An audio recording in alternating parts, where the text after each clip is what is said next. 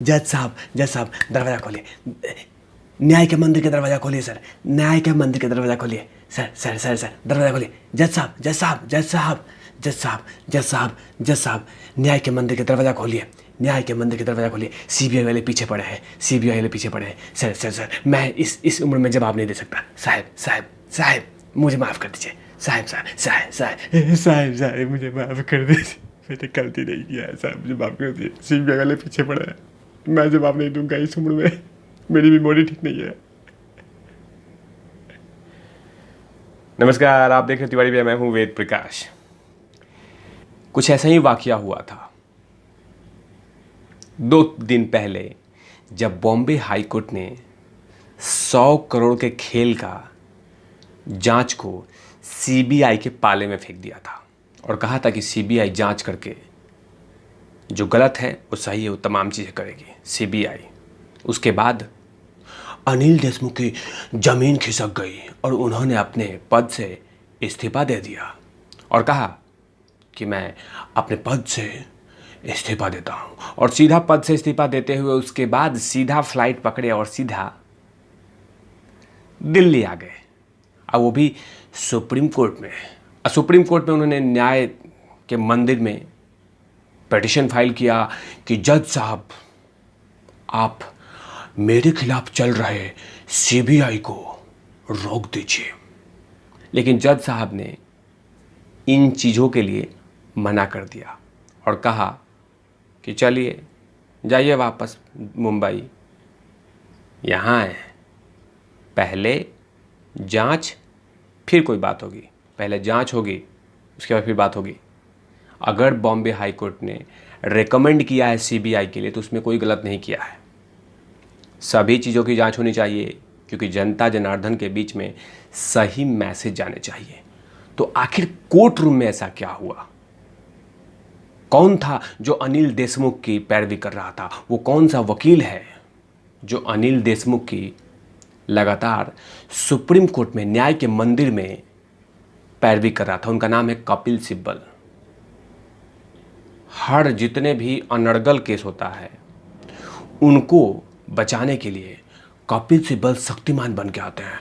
यह है कपिल बिब्बल। इनको मैं बिब्बल बोलता हूँ लेकिन इनका नाम, ओरिजिनल नाम कपिल सिब्बल है। तो बात करते हैं कि आखिर कोर्ट रूम में ऐसा क्या हुआ। जज साहब कौल साहब थे जो कि सुप्रीम कोर्ट में हियरिंग कर रहे थे और उन्होंने, जज साहब ने कहा कि जब गृह मंत्री पे आरोप पुलिस कमिश्नर ने लगाए हो तो क्या यह सीबीआई जांच के लिए फिट मामला नहीं है? तो उनके वकील बोल रहे हैं, उनके वकील यानी महाराष्ट्र सरकार के भी वकील थे अभिषेक मनु सिंघवी। ये कांग्रेस के लीडर हैं और साथ में वकालत भी करते हैं। तो इन्होंने कहा कि वो गृह मंत्री नहीं है। तो फिर जज साहब ने कहा, उन्होंने हाईकोर्ट के आदेश के बाद अपना पद छोड़ा है। जज साहब ने सही कहा कि जब बॉम्बे हाई कोर्ट ने सीबीआई की जांच के लिए रेकमेंड किया तब दौड़ के गए थे अनिल देशमुख और अपना इस्तीफा दिए थे। उसके बाद महाराष्ट्र सरकार के वकील अभिषेक मनु सिंघवी क्या कहते हैं कि जब राज्य सरकार ने आयोग बनाया तो उन्हें पद छोड़ दिया। उसके बाद जज साहब गुप्ता साहब ने कहा कि जी नहीं, आप झूठ बोल रहे हैं, उन्होंने हाईकोर्ट के आदेश के बाद इस्तीफा दिया था। यही बात तो हुआ था। लेकिन देखिए इनका झूठा वकील क्या कर रहा था। महाराष्ट्र सरकार के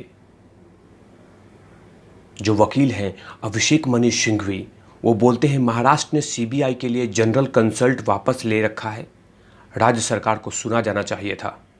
उसके बाद जज साहब कौल साहब ने कहा कि 2 बड़े पदों पे बैठे हुए लोगों का मामला है, इसकी निष्पक्ष जांच होनी चाहिए, जज साहब कौल साहब ने कहा। उसके बाद अनिल देशमुख के वकील कपिल सिब्बल बोलते हैं कि हमें देशमुख को सुनना जाना चाहिए था। तो जस्टिस गुप्ता साहब बोलते हैं कि क्या आरोपी से पूछा जाता है कि एफआईआर हो या नहीं हो? उसके बाद जज साहब ने कहा यह आरोप ऐसे व्यक्ति का है जो गृह मंत्री का विश्वास पात्र था। अगर ऐसा नहीं होता तो पुलिस कमिश्नर का पद नहीं मिलता। यह कोई राजनीतिक दुश्मनी का मामला नहीं है। सिब्बल ने कहा कि मुझे सीबीआई पे एतराज़ है। तो जज साहब ने कहा, आप एजेंसी नहीं चुन सकते, समझे मिस्टर बिब्बल चिब्बल मिब्बल। तो ऐसे वाकया चले थे। जज साहब के सामने गलत सबूत पेश किए जा रहे थे।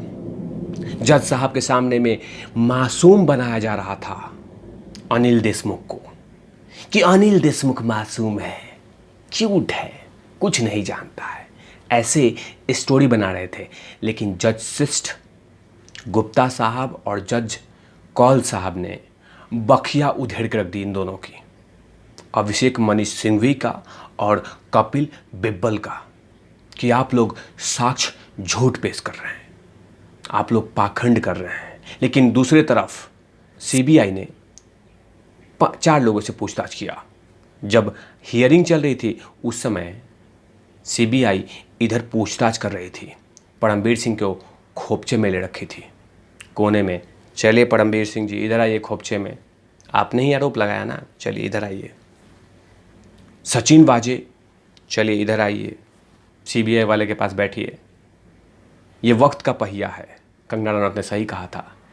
जब एक बार सीबीआई मुंबई में आई थी सुशांत सिंह राजपूत के केस में, उस समय सचिन वाजे और परमवीर सिंह अपने अपने ऑफिस में कॉफ़ी पी रहे होंगे।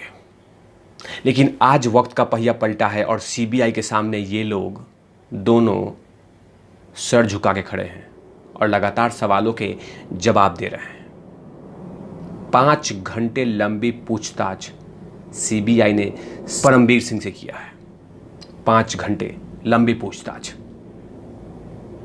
और वो तमाम साक्ष्य जुटाने की कोशिश की जो आरोप उन्होंने 8 पन्नों का दिया है।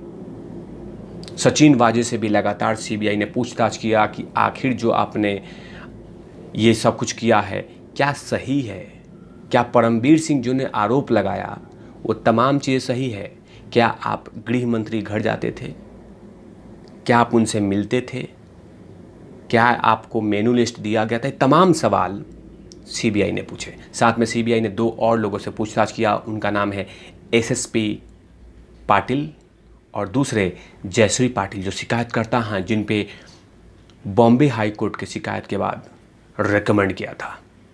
तो सीबीआई ने 4 लोगों से पूछताछ किया, परमवीर सिंह, सचिन वाजे, जयश्री पाटिल और संजय पाटिल जो कि एसएसपी हैं। जो परमवीर सिंह ने जो चिट्ठी लिखा था, उस चिट्ठी में 2 व्हाट्सएप जो चैटिंग का वायरल हुआ था, उन तमाम चीज़ें संजय पाटिल का था।